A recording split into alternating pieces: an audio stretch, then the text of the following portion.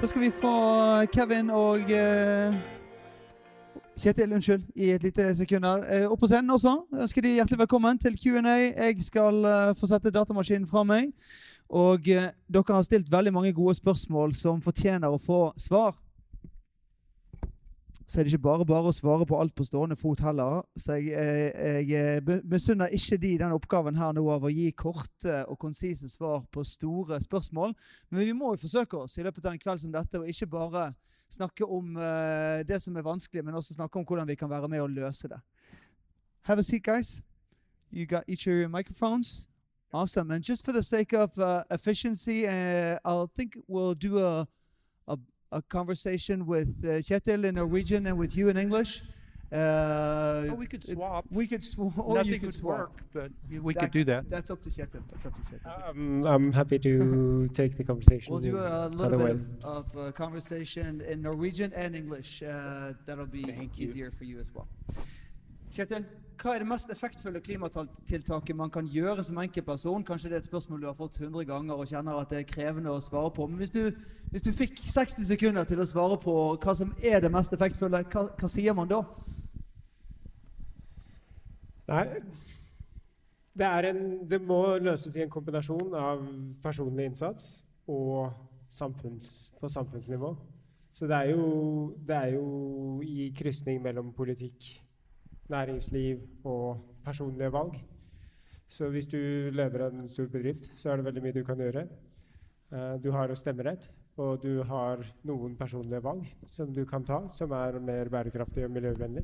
På et sånt hverdagsnivå? Ja, så det er på en måte, disse kreftene må kombineres. Og så er jo jeg kristen, og når jeg er her i menighet, så har jeg lyst til å si det rett ut. Jeg tror på bønn. Det er noen av de tingene her som rett og slett bare må, på en måte, vi må blande Gud inn. Ja. Evangeliet handler om en som tok på seg det ikke vi klarte.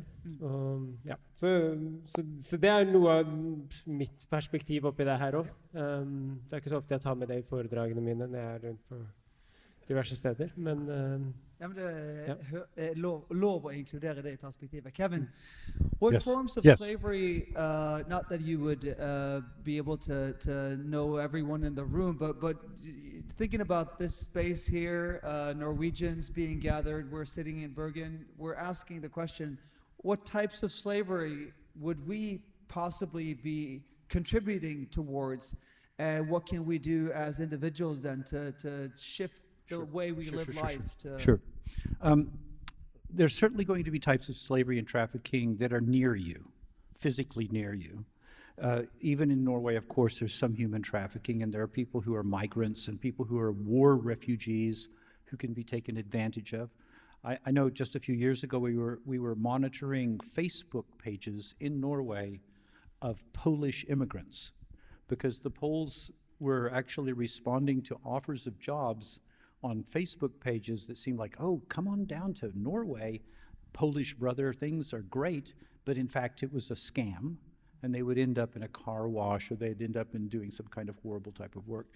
There's always going to be some alterations and changes because the nature of the criminality of trafficking is often determined by outside forces like a war in Ukraine, or a change in political system in a country, or an economic decline, and so forth, or when the law enforcement understand how to actually stop something, and then that will stop, but something else will come in and try to fill the space.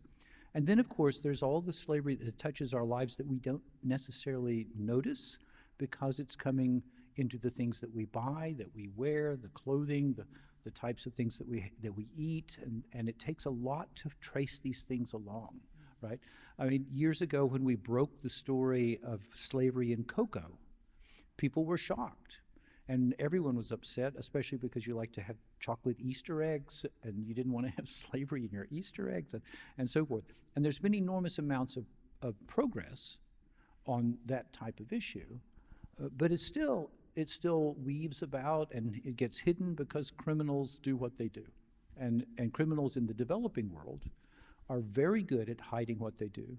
A tiny one last one is just that, you know, in our phones, in our laptops, and everything, there's a whole lot of minerals, which mostly come from places like Eastern Congo or other parts of Africa or Zanzibar, and it's concealed. So that, for example, Rwanda is one of the world's largest exporters of the mineral coltan, which is used in electronics. But there's no coltan in Rwanda. It's all coming across the border illegally from the Congo, where it's been being mined with enslaved workers. So right from the get-go, right from the beginning, there's a curtain that drops that conceals the truth about it. Thank goodness, governments like the Norwegian government is beginning to have a transparency law. Like other countries are beginning to say, how do we investigate this? Even mining companies are trying to find a way to get past this if they're good companies. But sorry, that's a long answer to a short question, but it's around us because we're rich. If we weren't rich, if we couldn't buy all this stuff, we wouldn't be exposed to the chance that someone would be trying to load this stuff on us. Well, it's a key question for tonight, so thank you for being elaborate on it. We'll shift from an individual level to a political level, and I'll add a little flavor to this question, saying if you were prime minister for a day, what should be done on a political level in regards to change or passing laws or whatnot? Kjetil, you get a go at responding in regards to climate change, and Kevin, you get a go in response to stopping modern-day slavery. If you were the prime minister for a day, what changes would you implement that you're seeing that the politicians today are failing to act on? Yeah, I just came from a talk in Oslo about the future of Norwegian oil and gas. and we're a rich nation, which has contributed to much to the problem. It's been a great benefit to us as a society, but I think we as a nation could take a bigger lift in the transition that needs to happen now, financially. And some more good news is that actually renewable energy sources today, some of them are as cheap or as cheap per unit of energy as the fossil fuels. And that has happened in just 10 years. But one of the barriers to this transition in developing countries is that it requires an investment today and you get the benefit over the next decades. So that's one thing I think I would start with, making loans available cheap to do the right kind of investments today in developing countries. And there are some projects on this, but that's where I think you could do the most good with the. Så hvis jeg forstår det riktig, kraftig øke bistandsinnsatsen for å gjøre det mulig for fattige land å få lån som gjør at de kan gjøre en omstilling raskere. Ja, så det kom en rapport i fjor vår, den fikk ikke veldig mye oppmerksomhet, men som handlet om klimafinansiering. Og det er ikke så dyrt. Altså det på en måte, en kollega av meg gjorde noen beregninger på det her, med hvor mye av den overgangen fra hvor vi er til den linja vi måtte ned på, kunne du gjøre bare med å gjøre investeringer like billig alle steder i verden. Altså hvis Norge skal ta opp et lån, så får vi veldig lav rente, fordi alle regner med at vi kan betale tilbake. Hvis et eller annet afrikansk land, sør for Sahara typisk, prøver å ta opp det samme lånet for å investere i en eller annen infrastruktur, så koster det veldig mye mer. Vi får en veldig mye lavere rente. Hva hvis du bare utjevnet den forskjellen? Hva hvis Norge tok noe av risikoen? Det er jo egentlig det det handler om. Og bare med det så var det, dette er et studie som er på vei til å bli publisert, men hvis jeg husker riktig med noen forbehold, så var det på en måte en fjerdedel av den innsatsen du trenger, kan du gjøre bare med noe sånt. Altså det å tilby lån ved samme innsats. Så dette er ting det er mulig å ta tak i. Ja, men kjempespennende svar på spørsmålet. Kevin, Prime Minister for a day in Norway. I don't know how that makes you feel. But can I be Prime Minister in Britain? It could be in Britain as if well. it's okay, because okay we don't like the one we got anyway. So, okay, my first step would be to declare that it won't be for a day. It'll be until I get my job done, for starters. I'm not moving until I get this job done. Second thing I would do is to say we're going to take significant amount of funding from military, probably, but use it to train some military and some non-military in the skills and the jobs and what you have to do to bring people out of slavery, the different types of on-the-ground work that can be super effective. Now, we know we can do this because if you remember, we had a pandemic. And when that pandemic began, there were something like 2 or 3 million people who did on-the-ground public health work in the world. By the time the pandemic was a year old, there were 50 million on-the-ground health workers. They were trained up, they were put in the field, they were doing the things that saved people's lives in countries where they were able to do it. We would treat it like that. We would say, this slavery, this environmental destruction that's causing global warming, this is like a war on a virus, and we've got to attack it from all sides. That's what I'd do if I was the Prime Minister. That's a good answer. I'm a megalomaniac, so... Kjekt med energi fra rommet. Jeg tenker at vi tillater oss å gå 10-15 minutter over, for det er mange gode spørsmål her, og du har kommet hit med nysgjerrighet. Hvis du må bevege deg, ingen som ser stygt på deg, men nå vet du at vi sikter mer på 8:15 enn 8:30, som opprinnelig. Kevin, there's a follow-up question for you. Just on understanding the example of the brick kilns, wouldn't the world need these bricks anyways? CO2 would be emitted regardless, but the problem is the human trafficking side of it. Help us to understand. No, it's not just the human trafficking. It's not just the slavery side. It's actually the extremely primitive method of basically taking wood and old tires and burning them to make clay into bricks. And the bricks are being formed by small children. You could take, I guess, in $1,000, you could buy a Chinese brick shaping machine that runs on a tiny amount of petrol, and you could make 5 times as many bricks a day with that. You don't need slave labor. It's inefficient, it's dirty, and it's cruel. So, in fact, what we really need is for somebody like the Prime Minister of India, who's not on our side, really, to say enough with this, right? These are bricks that are actually low quality. You can't necessarily build good buildings out of them. It's time to bring that to an end, but it's going to take a significant push in any one of those countries, but those countries are Nepal, India, Pakistan, and Bangladesh, all of which have corrupt governments. So it's hard to make those things happen, especially when the brick kiln owners and slaveholders are putting money in their pocket and then handing it to the politicians as well. Right, that dynamic. So it's about industrial change as but well. But it's kind of stupid to do it that way. Kjetil, sånn spørsmål som kom fra rommet her for å forstå samtalen. Hvordan er det slik at høy temperatur fører til ekstrem regn og ekstrem varme? Hvordan henger dette sammen med disse ytterpunktene i effekter, og du er fri til å svare på norsk eller engelsk som du ønsker? Har du noen preferanse, holdt jeg på å si? Ta det på norsk, du. Ja, det er et godt spørsmål. Altså, veldig enkelt så holder jo varmere luft er, jo mer fuktighet kan den holde på.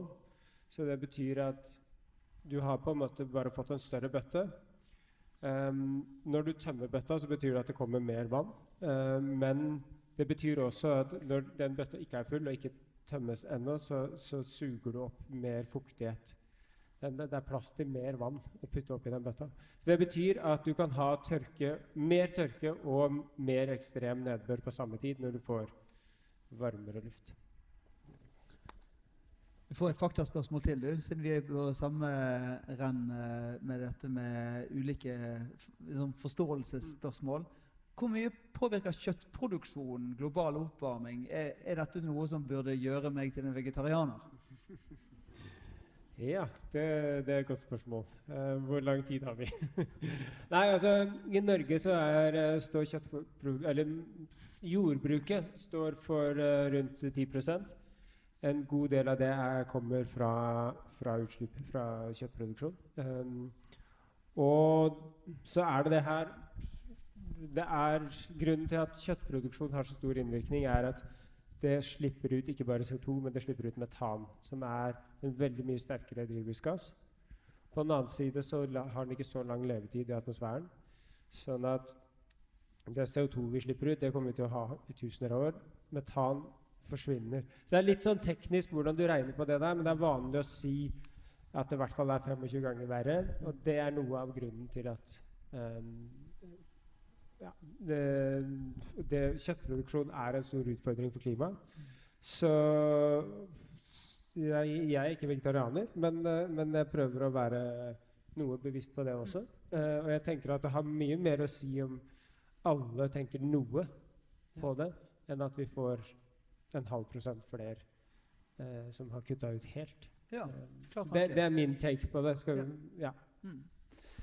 Kevin, UK and Norway, I wouldn't know how similar they are, but if we were to zoom in again on trying to make a difference in our own personal lives, what is the most common type of slavery that you would think exists in our part of the world, and how common is it, and how are we able to detect it or so to speak, take action against it? In the rich countries like our countries, slavery is a little bit like termites or roaches. They're hidden, they crawl around and cause problems, and they're constantly changing their ways of doing things. So it's a real challenge. You know, it's not like those brick kilns which have been there for generations, right? It's always adapting and changing and like that. So you have to make sure that you have highly trained law enforcement, and you have to have a level of awareness among the population. For example, car washes. We know that there have been those situations in Norway where Polish immigrants were enslaved in a car wash, more than one. In England, we have an app that you can put on your phone, so that when you see a car wash and you see a lot of people, men working, you can actually put the data, you can watch for a moment and put in how many people, how many cars, what cost, and it will tell you the likelihood that it's actually forced labor, as opposed to a legitimate car wash. That's actually been put out by the Church of England, interestingly enough. So there are ways to do this as long as we move forward, but you have to get down and gritty. It's like the wonderful two policewomen who spoke to us earlier today, who know exactly what's going on as best they can. But one of the things they kept saying to us was, there's only 2 of us. We need 10 more, right? We need some more help with the intelligence. Dette var fra Bergen Vest politidistrikt som orienterte om sitt arbeid I dag. Yeah. Well, just that. I mean, you need to, if you want to solve the problem, you have to at least apply the resources to make that problem solvable. Yeah. Focusing on those who are being rescued, how are people brought out of slavery? You've shared some stories, but what is most typically happening when people are brought out of slavery, and how does that even happen? Gosh, that's a huge question, because there's so many different types of slavery and so many different ways you can come out. I mean, some people and children who are enslaved are literally just thrown out of their situation, and they may be injured, they may be with STDs, who knows what. If it's a situation of intervention, that's when the people who have had some training, as with those villages that we do in northern India, are able to begin the process. Because if you don't understand it well, you can make terrible, if well-meaning actions in trying to help people. People who have come out of slavery have suffered a phenomenal change literally in their brains. If you are enslaved for very long, the brutality, the assaults, and so forth take you to a point of atemporality and aspatiality. Now, so I know that sounds odd, but what it means is that you stop living in time that flows. You start living in an eternal present. And you live in the eternal present because the slaveholder hurts you if you think about the past or you think about the future, or you're not totally there for the slaveholder. And likewise, you become fixed in space, like being fixed in a single moment of time forever. You're in your place. You think about moving here or moving there, because if you do, the slaveholder hurts you. It's like it's like a terrible pain-induced conditioning. We've understood this now because we've been working with a number of survivors who have actually now have PhDs and have worked through with this and with brain imaging. But it changes the way your brain works, and it takes a while to help people recover from that paralysis, which pain and sexual assault and food deprivation and torture take you to. Yeah. Kevin, I'll let you think of a question you want to ask Kjetil, and I'll ask him a question in the meantime, but I'll give you the chance to ask him a question, and likewise afterwards.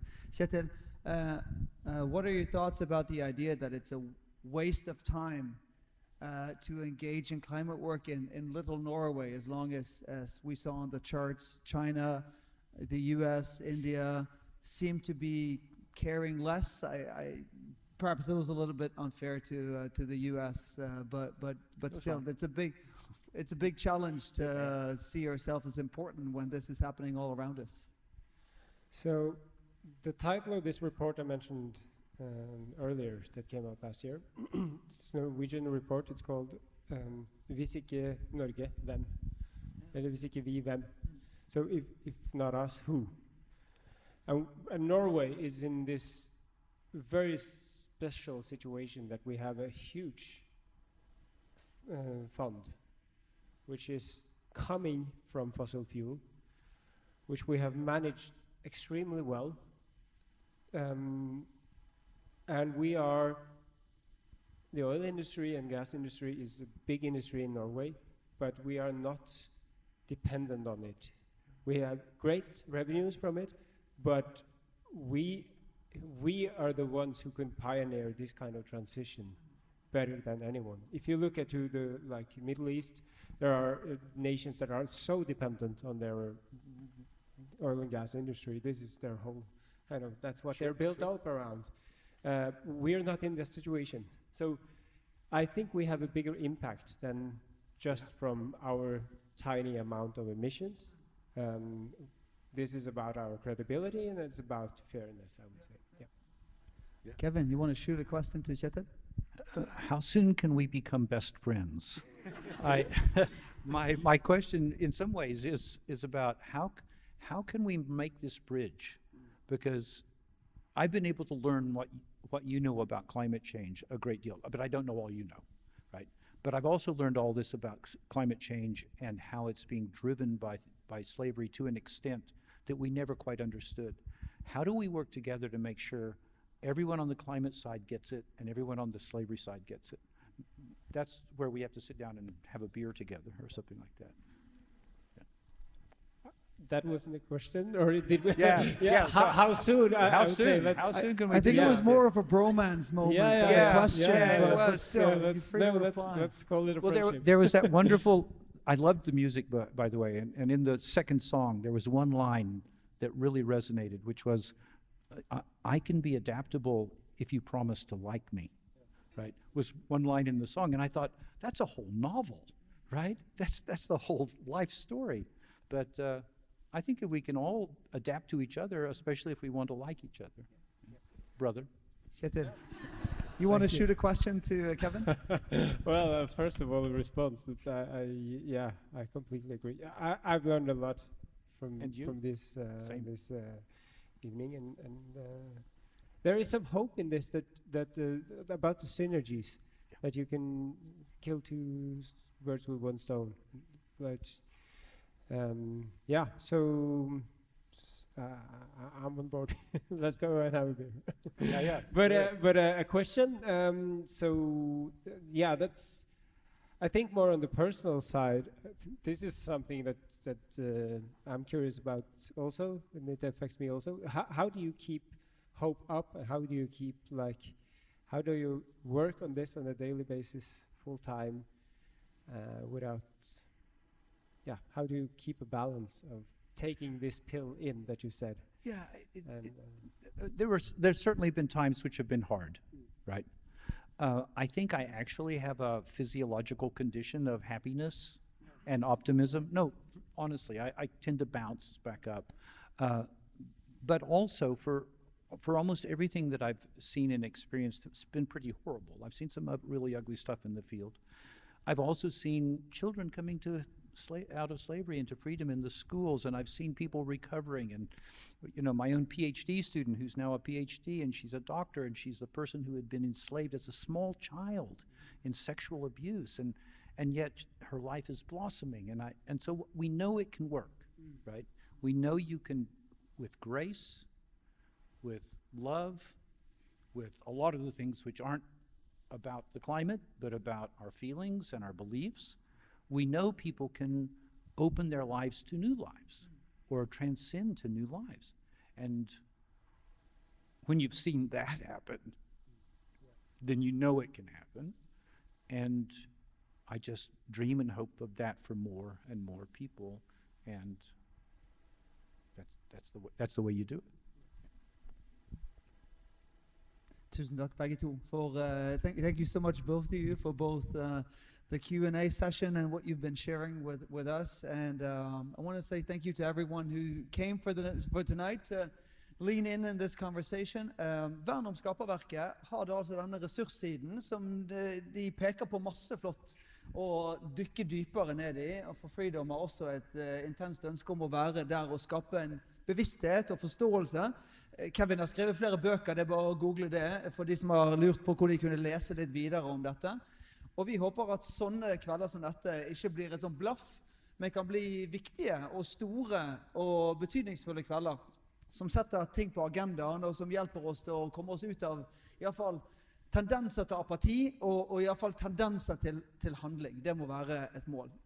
Markus kommer her med en liten gave til dere. Dere får en applaus på kjøpet. Kaffe kommer også til dere.